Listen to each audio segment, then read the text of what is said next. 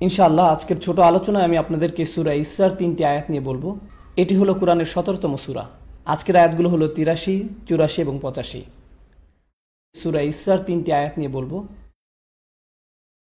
আল্লাহ বলেন, আমরা যখন মানুষের উপর অনুগ্রহ বর্ষণ করি তখন মানুষ তা অবহেলা করে। আল্লাহ আসলে বোঝাতে চাইছেন, মানুষ যখন আল্লাহর কাছ থেকে অনেক উপহার পায় তখন তারা ভাবতে শুরু করে যে এগুলো তাদের প্রাপ্য ছিল, এগুলো পাওয়া তাদের অধিকার, বা এগুলো তাদের নিজেদের অর্জন। তাদের প্রাপ্য ছিল, তাদের অধিকার, নিজেদের অর্জন। তারা আসলে ভুলে যায় যে এগুলো আসলে ছিল তাদের প্রতি আল্লাহর অনুগ্রহ। বরং তারা নিজেদেরকেই কোনো না কোনোভাবে এগুলোর দাবিদার ভাবতে শুরু করে। ওয়া আনা বিজানিবিহি, এবং সে মুখ ঘুরিয়ে নেয়। আমি আপনাদেরকে একটি উদাহরণ দিচ্ছি। এটাই আনা বিজানিবিহি। যখন কেউ তাদেরকে বলে যে আল্লাহ তোমাকে অনেক অনুগ্রহ করেছেন, তারা বলে এটাই আক্ষরিকভাবে কোরআনের ভাষায় তুলে ধরা হয়েছে। এটাই তারা করে থাকে। তারা আল্লাহর অনুগ্রহ নিয়ে বাড়াবাড়ি করে এবং তারা ভুলে যায় যে এটা ছিল তাদের জন্য অনুগ্রহ। ও ইদা মাশা হুসার, এবং যখন তারা ক্ষতির সম্মুখীন হয়, কানা ইয়াউসা, তারা পুরোপুরি হতাশ হয়ে যায়, দুঃখ ভারাক্রান্ত হয়ে বলে, আল্লাহ আমার সাথে কেন এমন করছেন? কেন আমার সাথে এমন হচ্ছে? আমি কি এমন করেছি? যখন ভালো কিছু হয় এটা আমার প্রাপ্য ছিল, এটাই আমার প্রাপ্য ছিল, কিন্তু যখন খারাপ কিছু ঘটে তখন এটা আমার প্রাপ্য ছিল না। আল্লাহ আমার সাথে এমন করেছেন। তাদের মন এতটাই জটিল। ছোট একটা সাইড নোট, এই আয়াতের একটি গুরুত্বপূর্ণ দিক হলো আদবের শিক্ষা। কিভাবে আমরা আল্লাহকে নিয়ে চিন্তা করব, কিভাবে আমরা তাকে নিয়ে কথা বলবো। এবং আপনারা সবাই জানেন, একজন মানুষ কিভাবে কথা বলে তা আসলে প্রকাশ করে যে সে কিভাবে চিন্তা করে। যখন অনুগ্রহের কথা বলা হলো তখন আল্লাহ বলেন ওয়া ইদা আনআমনা, অতীতকালকে বোঝাচ্ছে। আনআমনা এখানে কে কাজটি করেছে? এটা হলো দামির মুস্তাদির তাকদিরুহু নাহনু, আসলে এটা আল্লাহকে বোঝাচ্ছে। কিন্তু যখন বলা হলো ওয়া ইদা মাশাহু শার, যখন অনুগ্রহের কথা বলা হলো তখন কে অনুগ্রহ করেছেন? আল্লাহ। কিন্তু যখন ক্ষতির কথা বলা হলো, আল্লাহ বললেন মাসা হুয়া মাসা, আর ক্রিয়াটি হলো আশাররু, যখন তাকে ক্ষতি আঘাত করলো। অন্যভাবে বলতে গেলে আল্লাহ নিজেকে ক্ষতি শব্দটি থেকে দূরে রাখলেন। তাই আল্লাহ বলেননি যখন আমরা তাকে ক্ষতি দিয়ে আঘাত করলাম, অথবা যখন আমরা তার ক্ষতি করলাম, কিন্তু তিনি তা করেননি। তিনি নিজেকে এর সাথে উল্লেখ করেননি। এটা আসলে আমাদেরকে আমাদের ধর্মের খুব গভীর একটা উপলব্ধি শিক্ষা দিচ্ছে। কারণ সবকিছুর শেষে আমাদের বিশ্বাস একটাই, সবকিছুই আল্লাহর পক্ষ থেকে। যখন কারো অসুখ হয় তাও আল্লাহর পক্ষ থেকে, আবার যখন কেউ ভালো হয়ে যায় সেটাও আল্লাহর পক্ষ থেকেই। এটাই আমাদের বিশ্বাস। কিন্তু তার মানে এই নয় যে আমরা আল্লাহকে নিয়ে এভাবে কথা বলবো। যদিও এটাই বাস্তবতা, কিন্তু আমাদের অবশ্যই কিছু সম্মানের সাথে কথা বলতে হবে। কিন্তু কেন? এটা যদি সত্য হয় তাহলে সমস্যা কি? কেন একে সম্মানের সাথে বলতে হবে? এটাও একটা গুরুত্বপূর্ণ শিক্ষা। আল্লাহ আমাদেরকে শিক্ষা দিচ্ছেন এমনভাবে যেন সকল মানুষ তা বুঝতে পারে। একজন পরিপক্ক ইমানদার এটা জানে যে যখন ভালো কিছু ঘটে তখন তো তা ভালোই, কিন্তু যখন খারাপ কিছু ঘটে তখনও তা ভালোর জন্যই হয়। আর এই সব কিছুই পরীক্ষার অংশ। এটাই হলো ইমানের পরিপক্কতা। কিন্তু যারা এখনো তাদের ইমানের ব্যাপারে পুরোপুরি পরিপক্ক হয়নি, তাদেরকে যদি বলেন যে যখন খারাপ কিছু হয় তা আল্লাহর পক্ষ থেকেই হয়, তখন তারা এই ব্যাপারে কিভাবে চিন্তা করে? তারা ভাবে আল্লাহ আসলে খারাপ কিছু করেছেন এবং ইচ্ছা করেই করেছেন, কারণ তারা এর চেয়ে বেশি ভাবতে পারে না। তাই আল্লাহ এমনভাবে বলেছেন যেন যে এটা নিয়ে গভীরভাবে চিন্তা করবে সে তো এটা বুঝবেই, কিন্তু যে গভীরভাবে যাবে না সেও এটাকে ভুল বুঝবে না। যখন তাকে ক্ষতি স্পর্শ করলো, আল্লাহ বলেননি যখন আল্লাহ তার ক্ষতি করলো। আল্লাহ এভাবে বলেননি, কারণ যার চিন্তার গভীরতা কম সে এটা শুনেই ভুল বুঝত। আল্লাহ আসলে ভুলটি শুধরে দিচ্ছেন এভাবে, যখন তাকে ক্ষতি স্পর্শ করলো সে সম্পূর্ণরূপে হতাশ হয়ে গেল। ইয়াইস আসলে মুবালাগা, এর অর্থ হলো বিষণ্ণ হওয়া, অত্যাধিক বিষণ্ণ হওয়া। এমন কিছু লোক আছে যারা সাফল্য পেয়ে অভ্যস্ত, তারা 100 পেয়ে অভ্যস্ত, তারা রেসে জিতে অভ্যস্ত, খেলাধুলাতে ভালো, সবকিছুতেই তারা প্রথম হয়, তারা সবসময় তাদেরকে যা বলা হয় তা করে, ইত্যাদি ইত্যাদি। এরপর কোনো একবার তারা হয়তো সফলতা পেল না, তখন তাদের সাথে কি হয়? এই ধরনের লোকদের জন্য ব্যর্থতা বা ক্ষতি মেনে নেওয়া খুবই কষ্টকর। যারা সবসময় চাপের মধ্যে থাকে, যেমন ধরুন পরিবারের চতুর্থ বা পঞ্চম সন্তান, তাদের কাছে এটা কোনো ব্যাপারই না। অথবা ধরুন পরিবারের সবচেয়ে ছোট সন্তানের কথা। আমার সবচেয়ে ছোট সন্তানকে নিয়ে আমি চিন্তায় থাকি, কারণ সে সব কিছুতেই পার পেয়ে যায়। কারণ যতক্ষণে ছোট সন্তানটির সময় আসে ততক্ষণে পিতামাতার পুলিশি কর্মকাণ্ড বন্ধ হয়ে যায়। আমি প্রায় আমার বাবা মাকে আমার ছোট বোনের কথা বলি, তারা আমাদের উপর খুবই কঠোর ছিলেন, কিন্তু আমার ছোট বোনটির কোনো কিছুই যেন তাদের চোখে পড়ে না। মা, কি হলো, আমাদের সাথে তো এমন করা হতো না, তাহলে ওর জন্য কেন এমন? আরে থাক না, ও তো ছোট মানুষ, বাদ দাও, ও খুবই ছোট। আরে ও মোটেই ছোট না। তো লোকদের সাথে কি হয়, তারা বকে যায়। অনুগ্রহ মানুষকে বকে দিতে পারে, তাই অল্প কিছু না পেলেই তারা অনেক হতাশ হয়ে যায়, পুরোপুরি হতাশ হয়ে যায়। আল্লাহ আমাদেরকে শিক্ষা দিচ্ছেন অনুগ্রহ আর খারাপ সময় নিয়ে। দুনিয়াতে আমাদের সবাইকে সীমিত পরিমাণ নিয়ামত দেয়া হয়েছে, একই সাথে সীমিত খারাপ সময়ও বরাদ্দ করা হয়েছে। আবার আল্লাহ আমাদেরকে রিজিকও নির্ধারণ করে রেখেছেন, যেমন আমাদের টাকা পয়সা, আমাদের বন্ধু বান্ধব, আমাদের পরিবার, সন্তান সন্ততি সহ আমাদের জীবনের ভালো যা কিছু আছে তার সবই আমাদের রিজিকের অন্তর্ভুক্ত। দুনিয়াতে আমাদের সবাইকে সীমিত পরিমাণ নিয়ামত দেয়া হয়েছে, আমাদের জীবনের ভালো যা কিছু আছে তার সবই আমাদের রিজিকের অন্তর্ভুক্ত। এবং আমাদের জীবনে এসব জিনিসের পরিমাণ অসীম নয়, অসীম পরিমাণ শুধু আপনি জান্নাতেই পাবেন। এই পৃথিবীতে সবকিছুই সীমিত, আর এই সবকিছুই আপনার জন্য বরাদ্দ করা আছে। এছাড়াও এই জীবনে আপনাকে সীমিত সংখ্যক পরীক্ষারও সম্মুখীন হতে হবে। আপনার জন্য যা বরাদ্দ হয়েছে তার চেয়ে আল্লাহ কোনো কিছু আপনাকে কম বা বেশি দিবেন না। এই জীবনে আপনার ভাগ্যে কি আছে তা ইতিমধ্যে নির্ধারিত হয়ে আছে। তাই আপনি যদি এটা নিয়ে চিন্তা করেন তাহলে বুঝবেন যে আপনার পরীক্ষা এবং আপনার সুযোগ কোনোভাবেই আমার পরীক্ষা আর আমার সুযোগের মতো নয়, তারা এক নয়, কোনোভাবেই নয়। কখনো কখনো আল্লাহ আপনার সামনে সুযোগ এনে দেন, কিন্তু আপনি নিজে সেই সুযোগ কাজে লাগাতে ব্যর্থ হন। তিনি আপনার সামনে তা মেলে ধরেন, আর আপনি এর থেকে অনেক সওয়াব নিতে পারতেন, কিন্তু আপনি সিদ্ধান্ত নিলেন তা না করার, এবং আপনি তার জন্য ভুগতে থাকলেন, আর এর জন্য আপনি আল্লাহকে দোষ দিতে থাকলেন। তো এখন কি বোঝা যাচ্ছে, প্রত্যেকেই আলাদা আলাদা ভাগ্যের মালিক, সবার জীবনের পথ আলাদা। তাহলে প্রশ্ন হতে পারে, কেন সবার পথ এক নয়? সবাইকে একই পরীক্ষা দিলেই তো বরং সামঞ্জস্য বেশি হতো। ঠিক পরের আয়াতটিতেই এই প্রশ্নের উত্তর দেয়া আছে। তিনি বলেন, কুলকুল্লু ইয়ামালু আলা শাকিলাতিহি। এর অর্থ হলো, তাদেরকে বলুন প্রত্যেকের উচিত চেষ্টা করা। যখন মুদারে সিফার মতো কাজ করে, এর দ্বারা চেষ্টা করা বোঝায়। প্রত্যেকেরই তাদের শাকিলা অনুযায়ী চেষ্টা করা উচিত। শাকিলা মানে কি? আরবিতে শাকিলা বলতে কোনো কিছুর গঠন বা প্রকৃতি বোঝায়। এই ক্ষেত্রে আপনি আকার বা সামর্থ্য ভাবতে পারেন। সাইকোলজির ভাষায় আপনি একে অবচেতন মন বলতে পারেন, যা আপনার ভিতরে দিয়ে দেয়া হয়েছে। কেউ খুবই রসিক, আবার কেউ খুব সিরিয়াস, যা আপনার ভিতরে দিয়ে দেয়া হয়েছে। কেউ বিজ্ঞান পছন্দ করে, কেউ সাহিত্য, কেউ শিল্পমনা, আবার কেউ জানেই না সে কি চায়, কিন্তু তারা মজা করতে জানে। সাইকোলজির ভাষায় আপনি একে অবচেতন মন বলতে পারেন, যা আপনার ভিতরে দিয়ে দেয়া হয়েছে। এক একজনের ব্যক্তিত্ব এক এক রকমের, বা বলতে পারেন মানুষের শাকিলাত বিভিন্ন রকমের। আল্লাহ আসলে বলছেন যে প্রত্যেকের উচিত প্রথমে এটা বোঝা যে আল্লাহ তার ভিতরে কি দিয়েছেন, এবং তারপর সেই অনুযায়ী কাজ করা। শাকিলা শব্দটির শেষে তামাল বুতাটি খেয়াল করেছেন? এটা আসলে শব্দটিকে প্রত্যেকের জন্য আলাদাভাবে প্রযোজ্য এমন বোঝাচ্ছে। কোনো দুইজনের শাকিলা এক নয়। আল্লাহ বিভিন্ন জনকে বিভিন্ন রকমের ব্যক্তিত্ব দান করেছেন, তাই প্রত্যেকেরই উচিত তাদের নিজেদের ব্যক্তিত্বকে যথাসম্ভব বোঝা, এবং সেই অনুযায়ী তাদের সামনে যে সুযোগ আছে তা কাজে লাগানো, এবং তাদের নিজেদের মধ্যে যে সীমাবদ্ধতা আছে সেটাকে অতিক্রম করা। এটা ব্যক্তিগত পর্যায়ে অবশ্যই গুরুত্বপূর্ণ, কিন্তু এর গুরুত্ব এতই বেশি যে আল্লাহ কোরআনের অপর এক জায়গায় একে জাতীয় প্রেক্ষাপটেও ব্যবহার করতে বলেছেন। এটা ব্যক্তিগত পর্যায়ে অবশ্যই গুরুত্বপূর্ণ। আপনারা জানেন কোরআনে জাতির নাম হিসাবে এসেছে ওয়াজআল্লাকুম শুউবা ওয়া ক্বাবাইলা লিতাআরুফু। শৌবান এসেছে শাআব বা শুআব থেকে, এবং প্রাচীন আরবিতে এর অর্থ হলো ফাটল, যেমন দেয়ালে দেখা যায়। কোন একটি ত্রুটি হলো একটি শাআব। এটা যেন বোঝাচ্ছে যে প্রতিটি জাতির মধ্যে অনেক ভালো গুণের পাশাপাশি কিছু খারাপ দিকেরও অধিকারী, এবং এই জাতিগুলোর এক জাতিকে আরেক জাতির সাথে মিশতে হবে যেন তারা একে অপরের ভালো দিকগুলো শিখতে পারে। কারণ যা এক জাতির জন্য দুর্বলতা তা আরেক জাতির জন্য শক্তি, আবার আরেক জাতির জন্য যা শক্তি তা আরেক জাতির জন্য দুর্বলতা। যেমন আমাদের সংস্কৃতিতে কিছু জিনিস আছে মন্দ, তাই আমাদের উচিত অন্য জাতির কাছ থেকে তা শুধরে নেওয়া।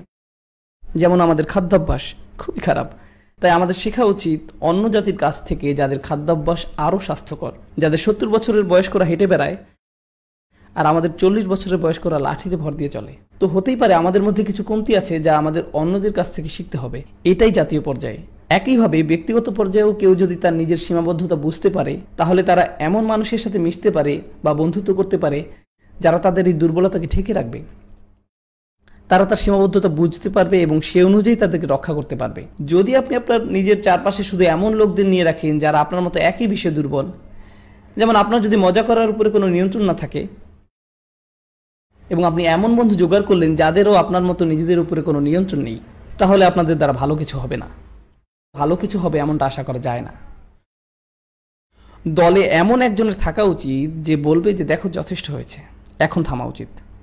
আপনার কি বুঝতে পারছেন আমার কথা? আর এমন যদি হয় যে আপনি খুব সিরিয়াস আর আপনার বন্ধুরাও খুবই সিরিয়াস, তাহলে জীবন খুবই হতাশাজনক মনে হবে। আপনার কি বুঝতে পারছেন আমার কথা? এমন কারো থাকা উচিত যে মাঝে মাঝে মজা করবে। কুল কুল্লু ইয়ামালু আলা শাকিলাতিহি। আসুন এখন দেখি আল্লাহ আপনার কাছে কি আশা করেন। প্রত্যেকের উচিত অভিযোগ করার পরিবর্তে, অথবা যখন ভালো কিছু ঘটবে তখন খুশি, আর যখন খারাপ কিছু ঘটবে তখন মন খারাপ করার পরিবর্তে এমন চিন্তা করা উচিত যে প্রত্যেকের ভাগে নিজ নিজ ভালো ও খারাপ আছে, আর এ থেকে আপনাকে যথাসম্ভব বেশি করতে হবে নিজের ব্যক্তিত্ব অনুযায়ী। ফারাব্বুকুম আলামু বিমান হুয়া আহদা সাবিলান। আপনার প্রভু অবশ্যই জানেন কাকে বেশি পথের হদিস দেওয়া হয়েছে। তিনি বলেননি আসসাবিলা, বরং বলেছেন সাবিলান, যাকে বলা হয় তামিজ, যা বলতে যে কোনো একটি রাস্তা বোঝায়, যা বলছে যে আমাদের প্রত্যেকের পথ হবে ভিন্ন আমাদের শাকিলাতের উপর নির্ভর করে। এ ব্যাপারটা আসলে নতুন আরেকটি প্রশ্ন নিয়ে আসছে। এই বিভিন্ন রকমের ব্যক্তিত্ব কোথা থেকে আসলো?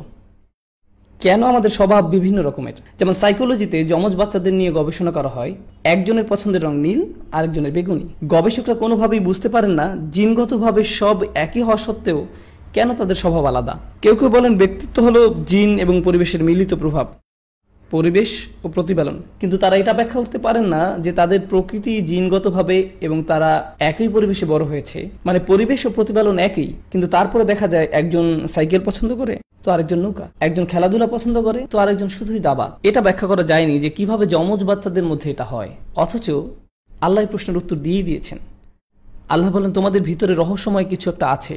এর পরের আয়াতটি হলো ওয়ায়াসআলুনাকা আনির রূহ কুলির রূহু মিন আমরি রাব্বি।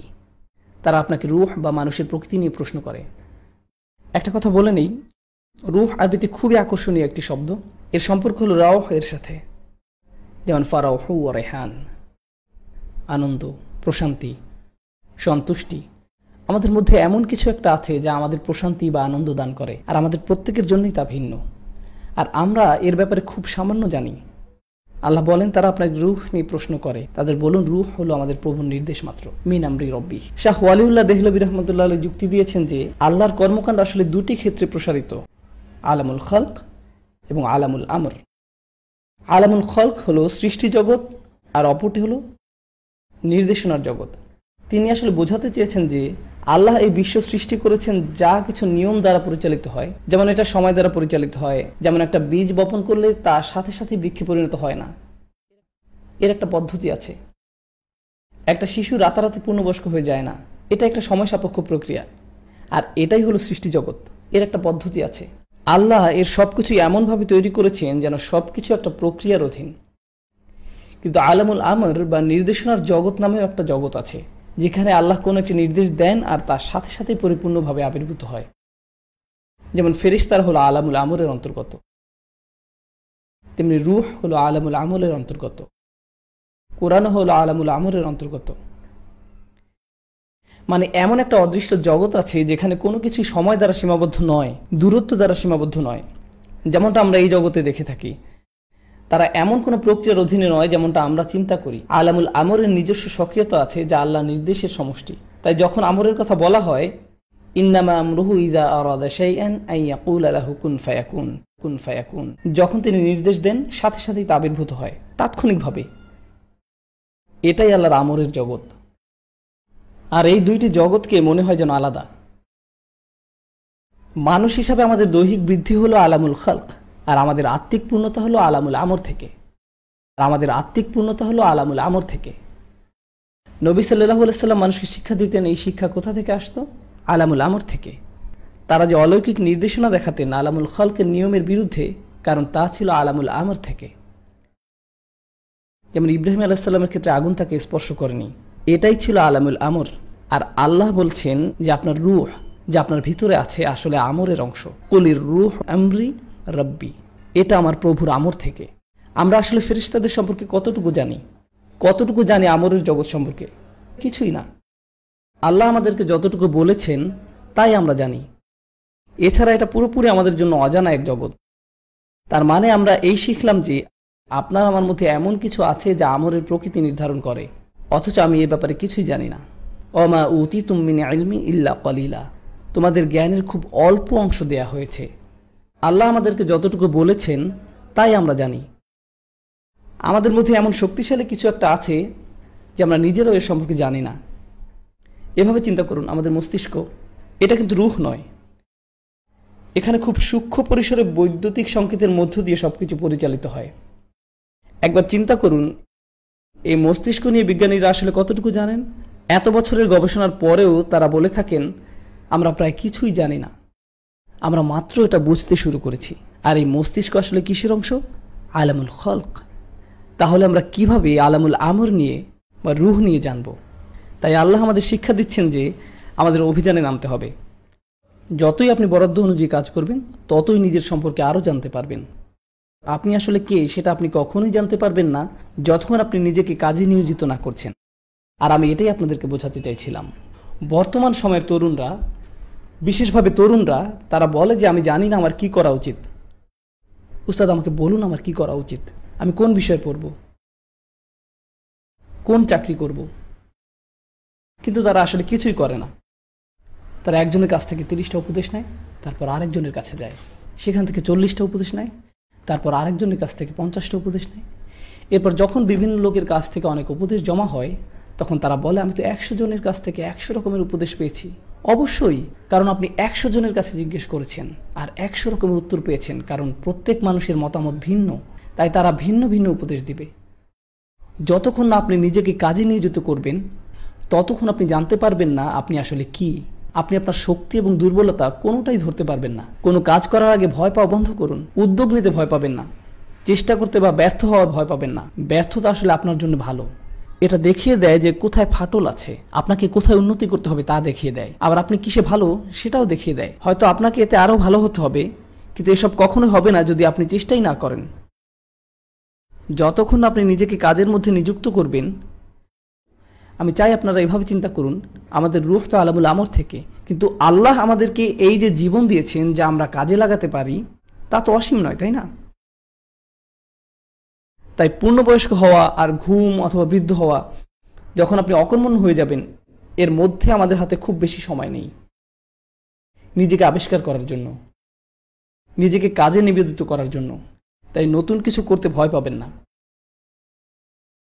আল্লাহ আমাদেরকে এই যে জীবন দিয়েছেন, এত সুন্দর এবং অভিযানের সুযোগ দিয়েছেন, তাই চেষ্টা করতে ভয় পাবেন না। আর আপনারা যে আরবি শিক্ষার সিদ্ধান্ত নিয়েছেন এটা অবশ্যই ভালো, কিন্তু এটা মাত্র ভ্রমণের শুরু। ব্যবসাগত, শিক্ষাগত সহ বিভিন্ন পেশা পরখ করুন। আর আপনি যদি ভয়ে জীবন কাটিয়ে দেন এই ভেবে যদি এটা আমার জন্য না হয়, আমি যদি এতে সাফল্য না পাই, তাহলে আপনি সারা জীবন এক পাশেই পড়ে থাকবেন, জীবনে কোনো কিছুই করতে পারবেন না। ব্যর্থতার ভয় আপনাকে মুক্ত হতে হবে, নিজের শাকিলার উপর জোর দিতে হবে, আপনাকে প্রাথমিক ভয় কাটিয়ে উঠতে হবে। আর যখন তা পারবেন দেখবেন জীবনে আশ্চর্যজনক পরিবর্তন শুরু হয়েছে। ব্যর্থতার ভয় আপনাকে মুক্ত হতে হবে। আমি আপনাদেরকে আমার সবচেয়ে প্রিয় ছাত্রের কথা বলি। আপনারা হলেন আমার 5ম ব্যাচের ছাত্র, ভাবলেই অবাক লাগে। যাই হোক, আমার প্রিয় ছাত্র, নাম বলবো না, তার সমস্যা কি ছিল? আমি বলি আল্লাহ তাকে আরবি শিক্ষার জন্য সৃষ্টি করেননি, আমি এটাই বলি। কিন্তু সে আমার খুব প্রিয় ছাত্র, আমি তাকে খুবই ভালোবাসি, এবং সে, আমি যতজনকে চিনি তাদের সবার থেকে বেশি পরিশ্রম করেছে, রাত আর দিন। ব্রেকের সময়ও বাকিরা হয়তো অন্য কিছু করেছে, সে পড়াশোনা করেছে। মানুষজন দুপুরের খাবার খেতে যাচ্ছে কিন্তু সে পড়ছে, সে নোটের মধ্যে ডুবে আছে, প্রশ্ন করছে আর পড়ছে তো পড়ছেই। এবং সে, আমি যতজনকে চিনি তাদের সবার থেকে বেশি পরিশ্রম করেছে। সে একের পর এক খাতা শেষ করে ফেলছে নোট লিখে লিখে। তার হাত ব্যথা হয়ে যেত, তবু সে ল্যাপটপ ব্যবহার করতো না, কারণ সে ভাবতো তা হলো অলসদের কাজ।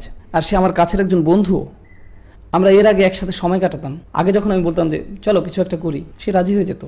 কিন্তু এখন যখন আমি তাকে ফোন করে বলি চলো বাইরে যাই কিছু একটা করি, সে বলে না আমার কাজ আছে। অথচ দিনের বেলা আমি তার শিক্ষক, আর রাতে যখন তাকে আমি ফোন দেই সে বলে তাকে পড়তে হবে। ধন্যবাদ, ক্লিক। কিন্তু সে অনেক পরীক্ষায় ভয়াবহভাবে ফেল করেছে, কিন্তু তার জন্য আমার খারাপ লাগে না, কারণ সে সত্যিকার অর্থে চেষ্টা করেছে। আর এমন লোকও ছিল যারা খুব একটা চেষ্টা না করে 100 পেয়েছে। প্রথমত আমি মনে করি তাদের জন্য এই সময়ের কোনো মূল্য নেই, তারা যা শিখছে, আর আমি তাদের কাজকে শ্রদ্ধাও জানাই না, কিন্তু সে যা করছে আমি তাকে শ্রদ্ধা করি। আমি কিছু একটা করব, যথাসম্ভব চেষ্টার সাথে করব। ব্যর্থতার প্রথম আগমনেই ভয় পেয়ে পালাবো না, আমি অন্য কিছু করা শুরু করব না। আর এটাই আমাদের বুঝতে হবে ক্যারিয়ারের ক্ষেত্রেও। আপনি যে প্রচেষ্টা করবেন, যতক্ষণ আপনি উপভোগ করছেন, যে একটু ছন্দপতন ঘটল, আপনি ভাবলেন এখন আমার অন্য কিছু করা উচিত। তাই কি? তাই কি? এটা তো জান্নাত নয়। ভালো দিনের সাথে খারাপ দিন তো থাকবেই, এই জীবনটাই এমন। যখন অনুগ্রহ আসতে থাকলো আমি খুশি, সব ঠিক আছে, আমি খুশি। আর যখন কিছু মনমতো হলো না, তারা চরম হতাশাগ্রস্ত হয়ে গেল। কানাইয়া উসা, তারা চরম হতাশাগ্রস্ত হয়ে গেল। আমার এটা করা ঠিক না, বা এটা আমার জন্য না। এটা ছাত্রদের সাথেও হয়। তারা একটা পরীক্ষা ফেল করে, আরে না ফেল না, 95 ফেল, আস্তাগফিরুল্লাহ। আপনি কিভাবে বাপ মাকে মুখ দেখাবেন? আপনাকে কে বিয়ে করবে কারণ আপনি 95 পেয়েছেন? আমার মনে হয় আমার পড়াশোনা ছেড়ে দেওয়া উচিত, কারণ এখন আর কোনো লাভ নেই। সত্যি সিরিয়াস হন, মেরুদণ্ড শক্ত করুন। আপনি যাই করেন না কেন নিজেকে পুরোপুরি নিবেদিত করুন। আর এটা শুধু এই প্রোগ্রামে না, জীবনের সব ক্ষেত্রেই প্রযোজ্য। যাই করুন পুরোপুরি মনোযোগের সাথে করুন। আপনি যাই করেন না কেন নিজেকে পুরোপুরি নিবেদিত করুন। অবশ্যই সাহায্য চাইতে পারেন, কিন্তু অতিরিক্ত চাইবেন না। এমন যেন না হয় যে আপনি উপদেশের পর উপদেশ নিচ্ছেন কিন্তু নিজে কিছুই করছেন না। আপনার জীবনে আপনি খুব অল্প কিছু মানুষকে বিশ্বাস করতে পারেন। আবার এমন লোকও আছে যারা এমন মানুষের কাছে উপদেশ চায় যে তারা জানে তারা 2 রকমের উত্তর পাবে, কারণ তারা দ্বিধায় থাকতে পছন্দ করে। তারা একে অজুহাত হিসাবে ব্যবহার করে। সে এটা বলেছে কিন্তু তুমি তো এটা বলেছ। তারপর আপনি যখন কিছু বলবেন তখন তারা বলবে কিন্তু অমুক তো এটা বলেছে, এটা তো আগেই বলা যেত। উপদেশ নেবেন কিন্তু তার জন্য উদ্দেশ্য থাকে। আর যাকে বিশ্বাস করেন তার কাছে যান, যেন তোলে লোকের কাছে না। আর আপনি যদি তা না করেন তাহলে কি বোঝায় জানেন? প্রথমত আপনার নিজের উপর বিশ্বাস নেই, দ্বিতীয়ত আপনি মানুষকেও বিশ্বাস করেন না। আপনি কেন তাদের জিজ্ঞেস করছেন যেখানে আপনি নিজেই জানেন আপনার সিদ্ধান্ত? আপনার সবার উপদেশ নিতে হবে এমন কোনো কথা নেই। আমার উপদেশ, শেখ উমর সুলাইমানের উপদেশ, শেখ আব্দুল নাসেরের উপদেশ, বা যে কারো উপদেশ, আপনি উপদেশ নিয়ে নিজের বুদ্ধি খাটান। আর যখন আপনি সিদ্ধান্ত নিয়েছেন তখন আল্লাহর উপর বিশ্বাস রাখুন আর সামনে এগিয়ে যান। আর এভাবেই আপনি নিজেকে চিনতে পারবেন। আর এটা খুবই গুরুত্বপূর্ণ একটি শিক্ষা যা মুসলিমদের মাঝে আত্মস্থ করা উচিত। আর তাহলে ইনশাআল্লাহ আপনার এবং আপনার সাথে জড়িত অন্যদের জীবনেও আশাতীত পরিবর্তন ঘটবে। بارك الله لي ولكم في القرآن الحكيم ونفعني وإياكم بالآيات والذكر الحكيم والسلام عليكم ورحمة الله وبركاته.